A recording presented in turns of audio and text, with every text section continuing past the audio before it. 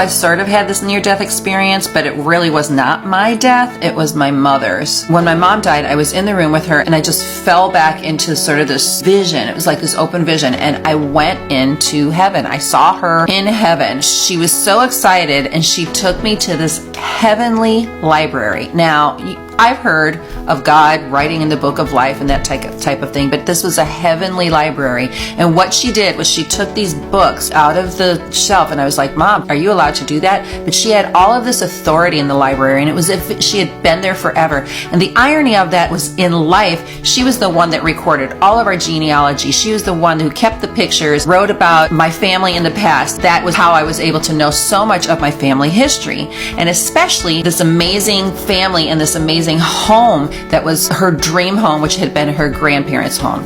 So she had given me these books, and when she handed them to me, they fell into my solar plexus. They were like a teal, like a Tiffany blue, and she said, bring these into the earth. And the message was that God had these messages and God had these words for people to bring into the earth, to manifest in the earth, but they weren't writing it down. They weren't telling the stories. Stories needed to be told. That house and the history that my mom was telling me about in heaven, the 160-year-old home our family had had for 90 years and that they lost for 20 years, became available after my mother had passed, and all of her records, all of the genealogy, all of the history, all of the books, all of the pictures became available.